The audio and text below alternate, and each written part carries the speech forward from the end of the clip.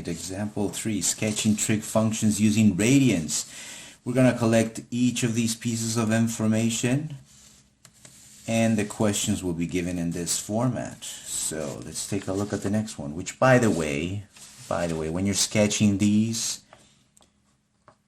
you may want to have the unit circle handy, right, as a reference, especially when you're using special angles, as you're going to see. If you don't have any, then you have to do additions and subtractions like the way we were doing on the first couple of examples.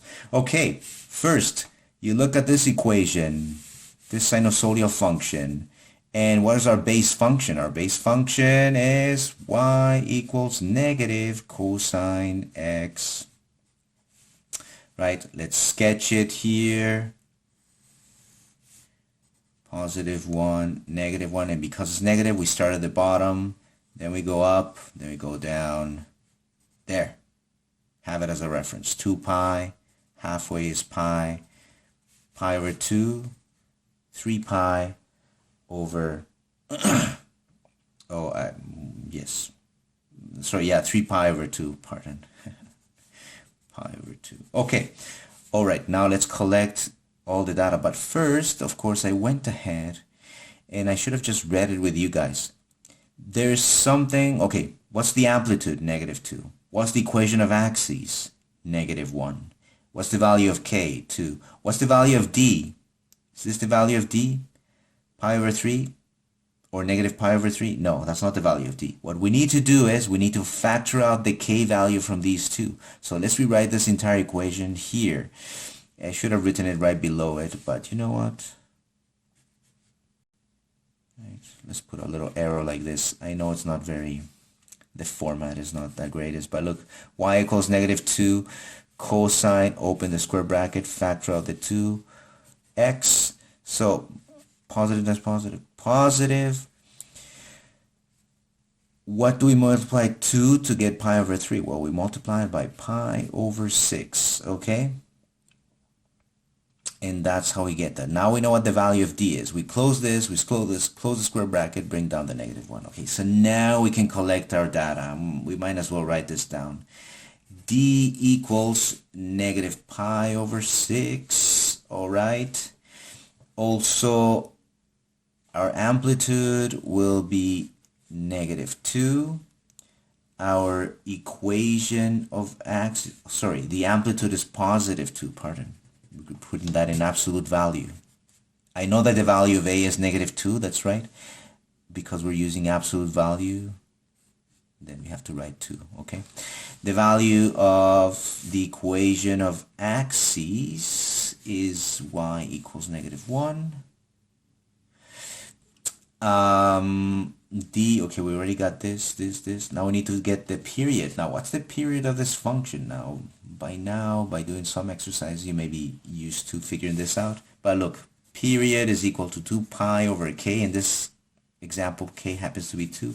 So we know that the period will be equals to pi. Okay? All right. So now, okay, we need to get the maximum and the minimum value. So what's the maximum value? C plus A. Here's C, here's A. So negative 1 plus 2, that gives us positive 1. And what's the minimum value? C minus A, so minus 3. Okay, well that makes sense. Now let's sketch this, and let's start by sketching where we start graphing our function. So negative pi over 6. Now I'm going to start here. Negative pi over 6, and let's draw the equation. Let's sketch the equation of axes. That's y equals negative 1. All right. We start at negative pi over 6, and we know that the period is going to be equal to pi. So let's see how this works out. So now negative pi over 6 is really, that means we're starting here. We're starting here, and then the period, it goes all the way over there, right? So if we start here at pi over 6, plus pi, we're going to end up at 5 pi over 6. Okay, now this, oh, sorry, I forgot. It's the maximum and the minimum. What's the maximum value? We said is 1. I forgot to put that. What's the minimum value? -3. Now we start here at the bottom because it's negative cosine. Then we go up and then we go down. So somewhere over here. So somewhere over there will be our, we said it's going to be 5 pi over 6. Right? Now I got that using the unit circle. How else would you get that if you do minus pi over 6 plus pi? That means 6, that's right. You get 5 pi over 6 as well. Okay, so let's, oh yeah, halfway between these two, so divided in 4 quarters, right? In quarters. So halfway is there, halfway between those two is there, halfway between those two is there. And so look at this also. Look, I'm using the unit circle now. I'm not going to sketch it, but look. If we start at negative pi over 6, that means we start here. The period is pi, so you start here and you end up over here at 5 pi over 6, which we already indicated that. I don't know if you guys can see that. I hope I can. Right, we start here, we end up there. Now, halfway between those two, it would be this one over here, which is pi over 3. Right? Halfway between this period is that way, so it's pi over 3. So this will be pi over 3. Now, between this and this one, right? Oh, but it's not pi over 3. Oh, yeah, it is. Sorry, it is. Yeah, pi over 3. And then between these two, we need a 45-degree angle. So now, whoops. Okay, fine. That means we will need to get somewhere over here. So for that one, because the graph seems to confuse me a bit, I'm just gonna add pi over 3 plus pi over 4. See where we get that, where we're gonna end up. Okay. So now we need to do these calculations. Anyways. So pi over 3 plus pi over 4, right? What's that equal to? Well, 12, right? 4 pi, 12 divided by 3, 4 times 4 pi, plus 12 divided by 4, 3 times pi. So it's 7 pi over 12. 7 pi over 12. So now we need to get here, basically. This would be 7 pi over 12. And what about here? What about here?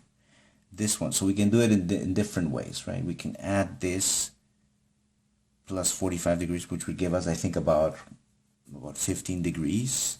But let's do it in radians. We can also do negative pi over 6 plus pi over 4. So in other words, in case you're wondering, you're trying to picture this, right? Previously, the 7 pi over 12 would be this value, right? So the 7 pi over 12 is basically there between these two, and now we're trying to figure out this one over here, which in degrees I can easily picture it. It will be 15 degrees. It essentially will be half of this, and I think it's going to be pi over 12. Double check if you're not sure, and I can see it already, right? This becomes negative 2 pi, and this becomes plus 3 pi, so this becomes pi over 12. There you go. So it is. So this one over here is pi over 12. Okay, and that said, we've got everything. So now let's just sketch it. So we start, this is negative cosine, so we start at the bottom, we hit that, the axes, the equation of axes, then we hit the maximum value, we're back to the equation of axes, and then down to the lowest value. And now join them with a smooth curve. Oh.